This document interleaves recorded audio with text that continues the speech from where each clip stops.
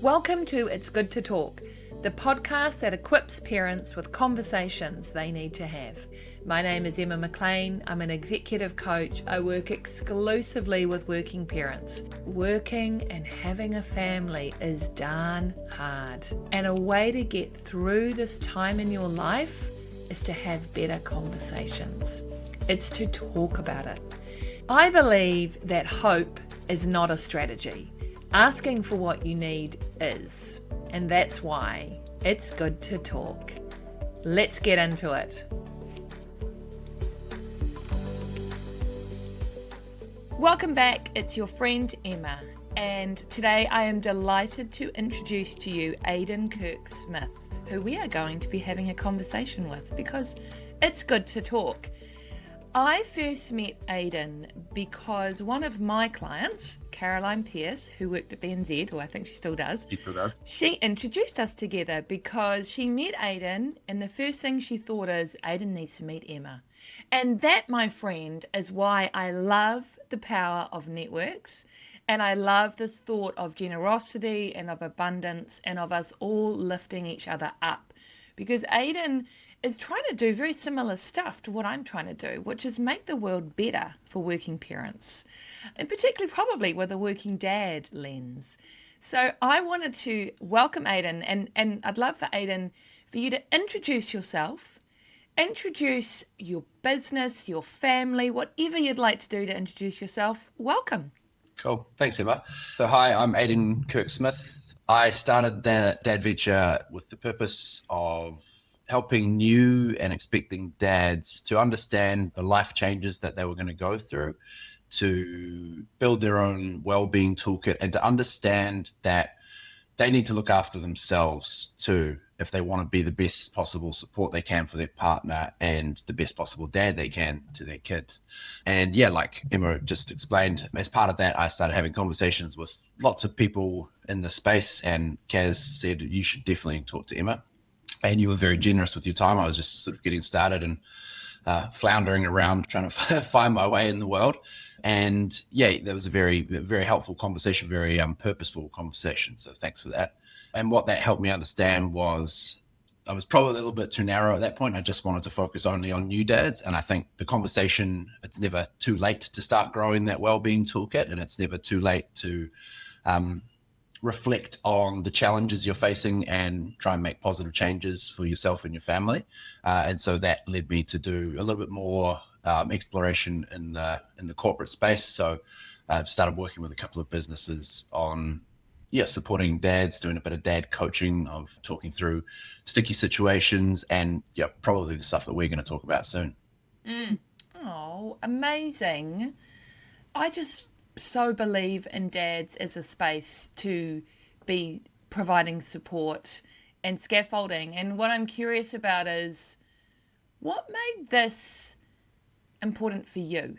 I feel like this is quite a pivot for your career. And I just wondered, what makes it important for you to support dads? Yeah, so mostly driven by my own experience with postnatal depression, which I had no idea was even a thing that could happen to dads. That wasn't part of any of the conversations we had in preparation for our baby. It wasn't part of the antenatal courses.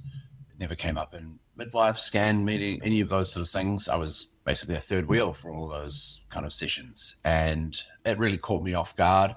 And I realized that probably wasn't just me. And so about 5 years ago, I wrote a bunch of blogs, posts just about the experience and about how I've been coping and dealing with it, and shared that to the world. And so that's kind of how this all started, was that I started this blog, shared it on Facebook, and then within 24 hours it had been viewed 10,000 times around the world, like the US, Scandinavia, all these people. I still get random hits when I look at the stats for the website.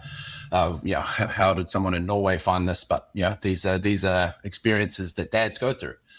And so that was why I got in the space, was because I thought, if it can't just be me, and so I need to start having conversation. And the push this year to sort of take it full time was that antenatal education has lost all its funding in New Zealand. And so I thought, well, if there's ever a time to start talking to dads about the challenges, it's going to be now. And so that was sort of the push, was that I need to get in the space when there is almost a vacuum, basically. Yeah. Oh my goodness. Wow. So, again, and if you listen to my other podcast, How to Smash the Motherhood Penalty, you will know that so many people's career pivots are driven by personal story. 100%. First of all, I want to say that I'm sorry that you experienced that. And I'm also kind of glad that you did, because it has helped you maybe think differently about being a dad and the support dads need. And, you got so many hits on that article. What was it about you talking about this that makes it information that people want to engage with? I think mainly when it first started was because no one else was talking about it, especially in my network. I'd never talked to anyone about it, and that first year after I started the blog, I wouldn't go a week without someone who I hadn't either talked to in ages or had never met at all just coming out of the woodwork and saying, I had something very, very similar, or my partner had exactly this, and we never, knew what to do. Yeah, even like women going through postnatal depression. Well, I just thought it was just the challenge of becoming a mother, and then I read your blog, was like, oh no, that's depression. That's what it is. And I think that's what really struck a nerve, was that it was kind of identifying and putting a name, and hopefully it was my dream, was that to destigmatize the whole kind of the whole space, because it is still very stigmatized. And so I think what it did was give people I know, and hopefully a few more people outside of that, a bit more permission to talk openly and honestly about the challenges, the difficult things in life, which it sort of makes sense, right? Because if you think about any time in life where you go through any mentally challenging phase, it's where you go through hormonal changes, like puberty and teenagers and all that sort of thing. And when you have a massive life transition, and you get both of those things when you have a baby, right? You go through, and people don't understand that dads go through hormonal changes as well. And so yeah, that was kind of the nuts and bolts of why it kind of landed, was because it was things that everyone was feeling, but no one was talking about. Beautiful. Amazing. I love that. Things that everyone were feeling, but no one was talking about. And, I know my work is that if nothing else, if we talk about it, it's better. Yeah. Like some of this stuff is just darn hard. And if we can feel less alone, it's great. Yep. Problem shared is a problem halved, right? And ancient Greek philosopher who says we suffer more in our mind than we do in reality, right? And as soon as you get it out, you realize that it's not just you, and you get a bit of perspective from someone else, and you can kind of start pushing forward. I love that. Here's some questions. If you think about yourself as a working parent, your friends who are working parents, and so far in your family life, what conversations do you think have been important for you to be having? Like when you think about conversations you've had either with your partner, with your employer, with your friends, what conversations have got you through?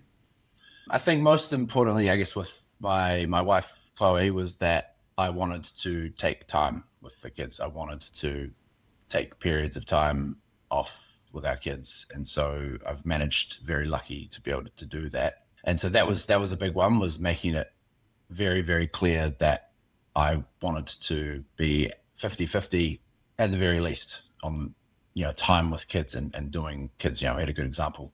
This morning, Chloe tried to make kids lunch, which is usually my job, and she got told off for not doing it right, not like Dad does. And so love it. Yeah, so that was what we talked about that earlier, is that I wanted to be equal 50-50 partners in everything. There was no pink jobs and blue jobs. There was there was parenting, and we'd signed up to do it together. And part of the reason I slipped into postnatal depression was because I was heaping a whole bunch of pressure on myself to be an amazing dad.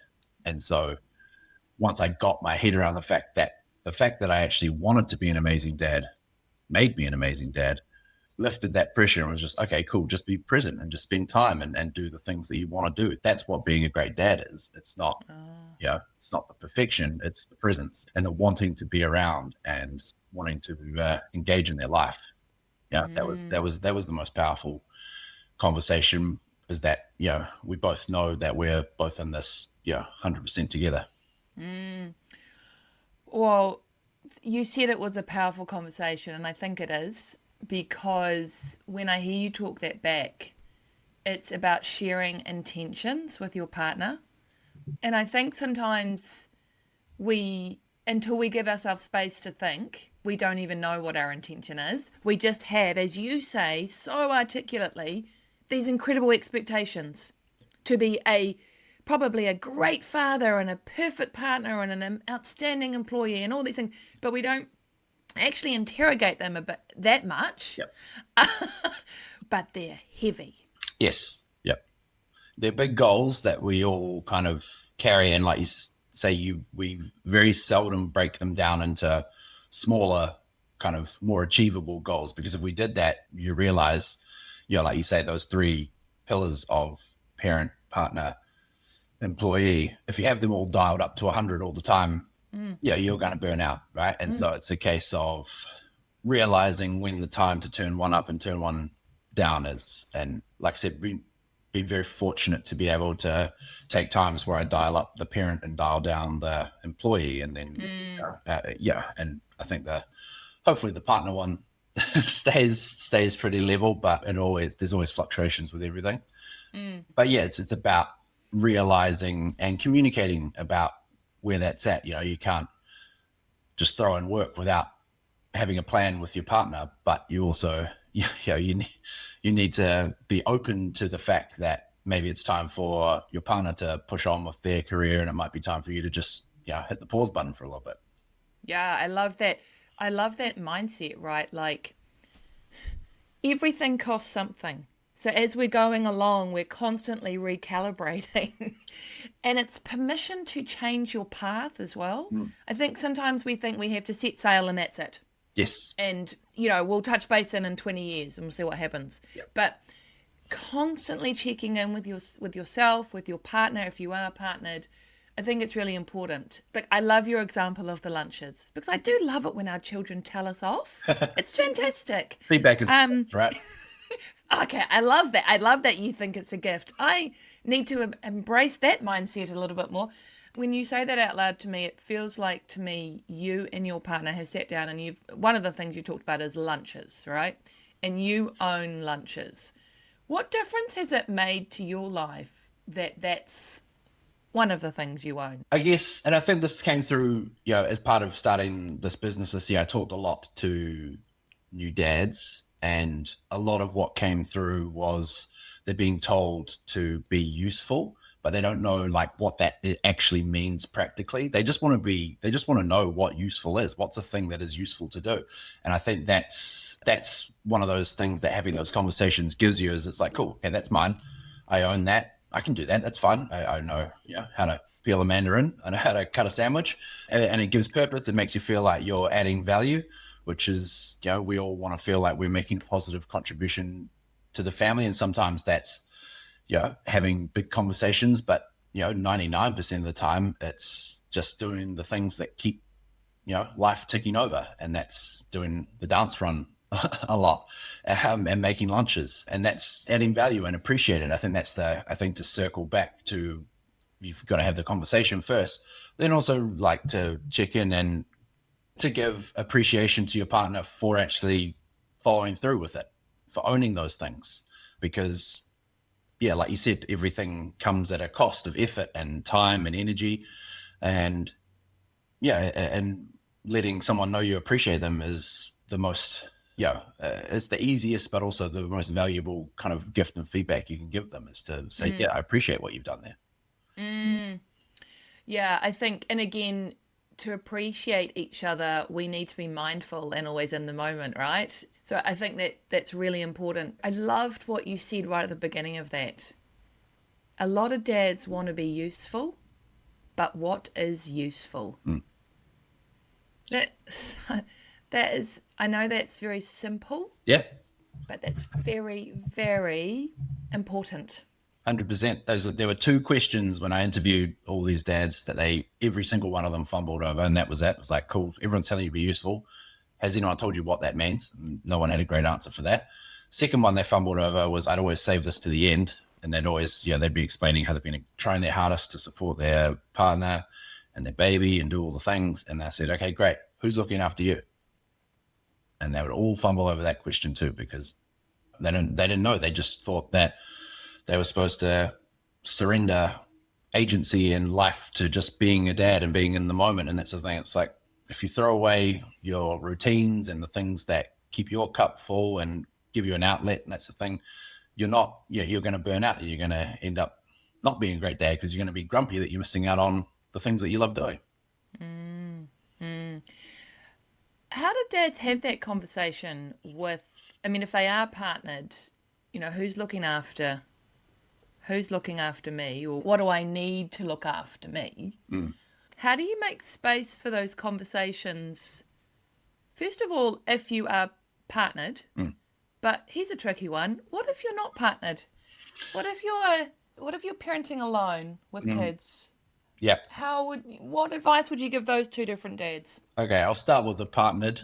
I don't really like generalizations, but I think this sort of rings true is that men connect better and are able to have conversations side by side, whereas women will be more comfortable having a conversation sitting across from each other. So I think if you are a dad and you want to start these conversations, get your baby in the pram and your partner and go for a walk around. If you're in Wellington, we go around the bays or something like that, and then start talking. I think number of times, if you think about this, like if you're a dad, if you sat down across the table from a friend and looked at each other's eyes and sort of started asking them questions about, are you finding parenting hard? You're not going to get much, right? There's a wall is going to go up pretty quickly, but you go, play a game of pool or throw some darts at the pub and that's the thing, and then introduce it very gently, you're going to get a lot more buy-in. And that's just the way it works sometimes. And so if you're going to start having these conversations, doing it side by side is a really great way to introduce it, even with your partner. I love that. And yes, I love walking around Oriental Bay. Get a coffee. Love it. Not today. It's about 4 degrees and a howling. But yes, most days. You can't beat Welly on a good day. Right. We all know that. That's right. We don't live here for the weather. But Okay, so what about this really tough question that if you're parenting alone and you're a dad and you're like, who's looking after me? I need to look after me. What can they do? Or how can they start conversations to ask for what they need? Yeah. I think the biggest thing is building a community. And what was it? I was talking about an Adam Grant quote with my wife last night. Trust is built by asking other people for favors. And I think that's it, right? If you ask someone, and I think our natural tendency is to not ask because we don't want to be seen to be a burden or not being able to cope. But you ask someone for help, they're probably more likely to do the same to you. And you start building those communities and networks of trust. And that's what you need, right? It takes a village to raise a kid. It takes a village to raise a person. And so if you engage and show trust to other people, you're not only giving your kid a great experience and view of the world, different perspectives, time with other people, you're also recharging your own battery so that when you are present with them, you're the best version of yourself. And so while it is definitely more challenging if you're not partnered, there are still communities there to be tapped into. And I think it takes a bit of confidence and a bit of bravery to step into it the first time. But yeah, like I think of many times in my life where I've made that first step to get into something new and I've never regretted doing that, right? And so I think that's the mindset you've got to have, is that you're always going to benefit, and it might not be the exact way you thought when you first started those conversations, but it'll lead you somewhere good. I love that. You're right. those conversations are courageous, right? And they are the right thing to do. And I love your Adam Grant quote. And I think for everyone who's listening, this idea of you build trust by asking for help is something that works with all our relationships, even our leaders. A lot of my clients are really worried to ask for help from their leader or tell someone that they can't do something. But that's how you build trust, by being real, by being human. Like if you were parenting alone as a dad, that is hard. Parenting alone as a mum is hard. Yeah. But parenting alone as a dad has extra layers around what society thinks of dads and expects of dads. Yeah. And And like structurally, you go somewhere and try to change a nappy, and it's like, oh, it's all in the women's toilets. Yep. So this stuff is hard. So building your village. We were never meant to do this alone. I love that. And again, it's another example of the behaviors that have got us here might not get us any further. So when we find ourselves in situations that we didn't think we would be in, we might need to think, what do I need to change? How can I change my behavior to make life easier, to make life more enjoyable? Yep. 100%. I love that. Yeah. I love that. Do you think so far, as a dad, are there conversations that you haven't had with people around you, with your mates, with your family, with your partner, that you kind of wish you had? Are there things that are unspoken, do you think, in your relationships? Yeah, lots, especially with friends. And I think this is interesting as well, because this came up with when I was interviewing dads, is that most of them said, I'm open to having these conversations, but I don't think other dads are. And then that kind of got repeated a few times. So I was like, it's more of a perception than a reality. I've kind of put myself out there with the work I do and the stuff I've shared online. So I wish we talked about more. I know it's hard and uncomfortable for people, and so sometimes it has to happen at the right time in the right setting. Like a round of golf is sort of my time with some of my good friends to sort of get into the messy parts of their life and talk about things. But some are more open than others, and some are more comfortable than others in having those conversations. So I think even with the most open people, there's still stuff that is left unsaid that we still worried about sharing. So I mean, I don't think we talk enough about anything. I just think the collective hive mind that we aren't accessing for pretty much everything in the world is lacking. Yeah, that's a whole other workshop, isn't it? We just that could go down a whole rabbit hole there. When it comes to parenting and dadding specifically, everyone, I ran a workshop with a few dads, sort of a bit older kids, sort of intermediate age. The experiences that you have are universal. Like I went there and introduced a couple of ideas, and everyone was nodding, and that got the conversation rolling. But these guys had never talked about this stuff, and not at home, not with their partner, and certainly not with other men before. And so that was it's a societal male New Zealand kind of thing that we just don't talk about this stuff. Like if I had one sort of mission for myself, and that's aside from business and all the other things, is that if dads can start talking about this stuff and destigmatize, if we can talk about the challenges of being a dad, like we would talk about having a cold, say like I'm really struggling this week with blah blah blah because my kid's shutting me out and only wants mom to do bedtime kind of thing. If we can have that conversation in the same breath that I can't go to work today because I've got a cold or whatever, then that would be my one mission. I love it. Because, thank you for bringing those two examples, right? Like dads giving themselves permission to be unwell, and dads giving themselves permission to be kind of gutted and pissed about the fact that their kids only want the mum or whatever it is, because I think that if we don't have spaces for this, they do remain unspoken, and they probably just build into something That's not very good. No, no. It all becomes frustration and resentment, and they become walls between you and your kids, and you and your partner, and Yeah. and most toxically of all, you and yourself, right? Because you start to turn that inwards. It's like, well, what have I done wrong? And like we've just been talking about, that's something that you're not going to talk about with anyone else. So you're just going to go down a negative spiral of self-talk that, blames yourself for not being the person your kid wants, and not being able to be the partner that can take some weight off your partner, and it becomes a very negative self-fulfilling prophecy, right? Because you become grumpy, and then people don't want to spend time with you, and so you get stuck in that loop, which is that's like as well as talking about it, which I think really helps. But dads learning how to reflect, self-reflect, is a massive skill that it's almost like essential to being a human, but no one's ever taught it, right? It's not a thing that gets, well, they don't better at schools now, but it's still not taught to anyone of how to actually look at yourself honestly and be vulnerable and understand where you're strong and where you're weak and what you want to do about it.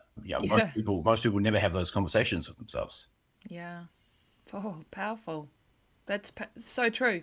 Yeah. Change is an inside job. Very much so. Very much so.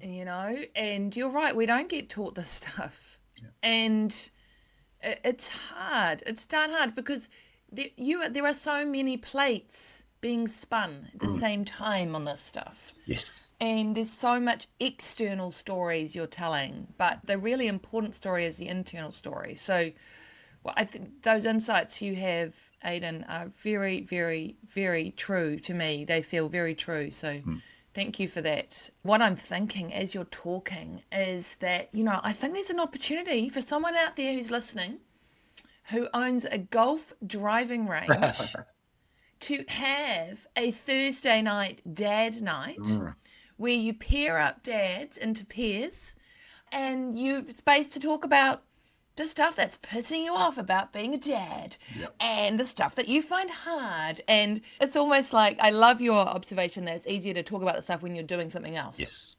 Yep. So it's to find your village, to build your village, to talk about this stuff because it's real. Not talking about it doesn't, yes, that's doesn't not make a it response. less real. 100%. Yes. Doesn't make it less real. Just means you're suffering on your own and in silence. I guess the other thing I'd add though is it's not just about getting there and complaining and venting. It's also celebrating the good stuff as well, right? Like, what's something amazing happened this week. We don't do that enough. We have this inbuilt tall poppy, whatever it is, syndrome that we don't want to shout from the rooftops that our kid did something amazing, because for fear of being seen like a big mouth, right? And it's like, when I watch my daughter's school swimming events and she won pretty much all of the events, it's like, this is amazing. I want to go tell everyone. This is so cool. Yeah, I love it. Yeah.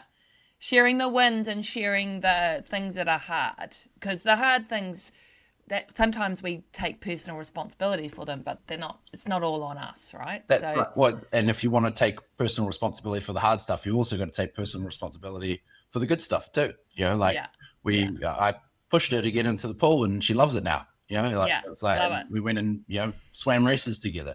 Love it. That you've got to, if you're going to have that mindset, you got to have the mindset for all of it. Yeah. And now I've got a picture of Aidan pushing his kid into the pool, and I just hope she could actually swim. But that's good. What I'm curious about is, and you've sort of talked about this already, but if you think about working dads specifically, the good times and the challenging times, what is it that you would, if a working dad was listening to this, what would you want to tell that dad? What would you want to tell that dad who's kind of identified with a lot of what you've said, but doesn't really know what to do next? What would you tell them? That it's never too late to start on a journey of self-discovery and self-reflection. That if you find that you think you want to be having these conversations, start, I would start, if you do have a partner, start with your partner. They want to know that you have all these feelings. I used to give talks at work, and 9 out of the 10 people who would come up to me after the sessions would be women, and they'd say, I never even thought that my partner would have these have these thoughts, worried about these things, was concerned with this aspect of being a dad.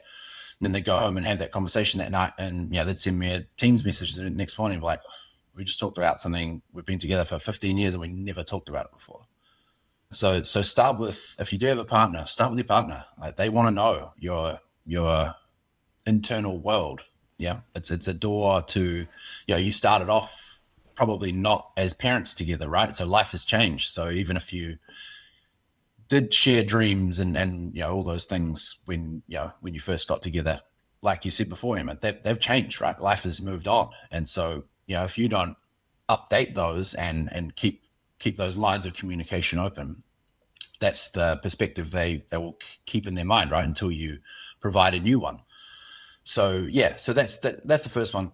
I'd love it if we were better at talking with our partners as well. I think there's power in men talking to other men about this stuff, but I think there's power in men talking to women about this stuff too. Yeah, I love that. So that's my first one, and then second, like, start conversations with your friends, and raise them in low stakes environment, like a round of golf or at the pub, and just start with something small as a bridge. You don't have to go into like, I've been really beating myself up about telling my kid off for this, blah, blah, blah. Start with something heavy. That's probably not the best way to do it. Start with something that you're proud of and say, I went to my kid's swimming sports today, and she came first in this and third in this, and I was really proud of how she applied herself and that sort of thing. And see if there's someone receptive, because I can guarantee you there will be. That people want to have these conversations too. That's what all the dads I talk to tell me, is that they want to have these conversations. They just don't feel like they have the permission to. So it takes bravery and it takes a bit of courage to be the one to open that door. But I can guarantee you other people want to walk through it. Yeah. I love that. Conversation with your partner and conversations with your mates, and leading with stuff you're proud of. You don't have to start with the heavy stuff. Yeah. You'll get there. Don't worry. It will go there. And I think as well, like, some of the dads that I work with, a barrier for them to talk about this stuff with their partner is they put this pressure on themselves that their lot is not as bad as her lot. And so they feel guilt to even say, I really hate it that I can't get to the gym every week, or something like that. Yeah. Do you know what I mean? Yep. So how could you help those people with that internal story?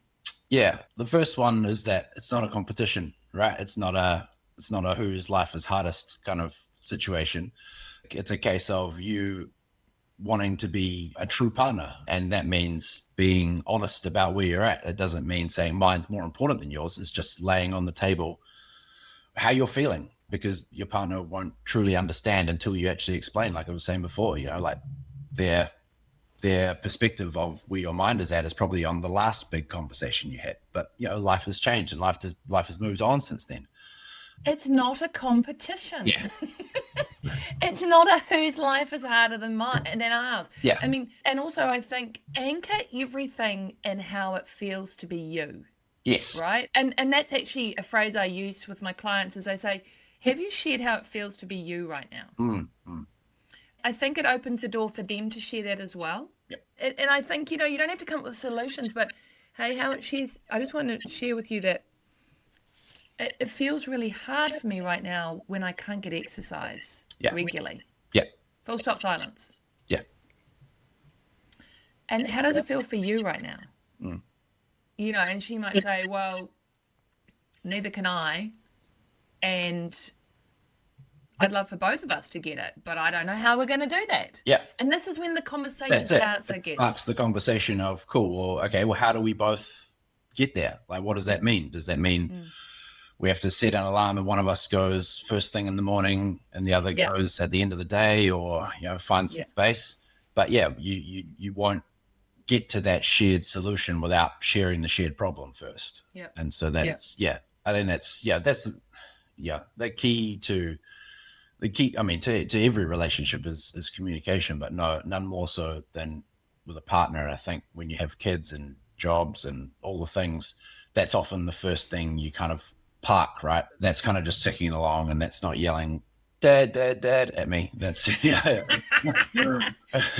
Dad. Yeah, Yes. and usually the time you have for those conversations is after you've had your work day, after kids have gone to bed, and you're just knackered and you're not your best self for that conversation anyway. So you just put it in the too hard basket, and and you do that for a couple of weeks, and you start to get misalignment on expectations and ideas of what success and good practice looks like.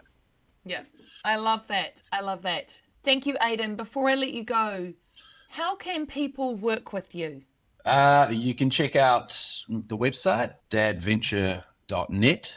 And so I've got all the corporate offerings there. So we do workshops. One thing I think lots of people struggle with at the moment is their work flexibility, supporting parents, and sort of in-office hybrid working expectations. I think that we've sort of fallen into those by accident as a society. We got forced on it by the pandemic, and now we kind of have these haphazard things without a purpose of like, what is the culture of what are we trying to create in our workplace here? Like, are we trying to create a space that's great for parents? Are we trying to create a space that's great for our grads coming in and they've got a great Friday atmosphere, and whatever it is, but we're not creating those intentionally. And so I can definitely help with that. And then if you're a dad, I've got, you can join the Dadventure community. And it's $10 a month to just get a weekly email based on the age of your oldest kid, and I'll send you a weekly email with a few wellness prompts for the stresses that happen. Say if you've got a 7-year-old, some of the things that might be happening at this sort of point, or if you've got a 3-week-old, what are the life struggles that are happening? Yeah, and I'm about to actually start running some dad-specific antenatal courses through an organization called The Village. So we're going to start promoting that soon. So watch this space. I'll be sharing more about that on the socials and with The Village soon. Oh, that sounds epic. Yeah. I really encourage everyone who's been interested in this conversation to reach out to Aidan. I have really enjoyed our conversation, Aidan. Thank you so much. Me too. Thank you, Emma. Thank you for sharing the observations you've had in the research you've done with your dads.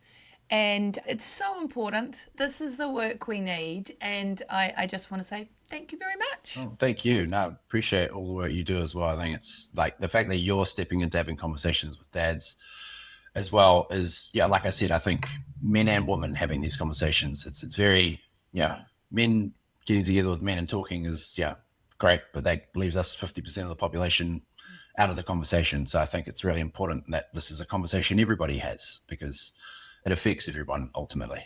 So thank you. You're welcome. Onwards and upwards. Yes. Thank you for listening to this episode of It's Good to Talk. This podcast was brought to you by Works for Everyone. It's the business that I own, your host, Emma McLean. We are a company that partners with progressive businesses to help support their mums and dads in the workplace and at home through innovative leadership programs, executive coaching, and keynote speaking. I hope you did like this episode. If you did, please follow on your favorite podcast platforms, share with a friend, and if you want to know any more information, check out Works for Everyone on Instagram or on the interweb. Until next time, remember, it's good to talk.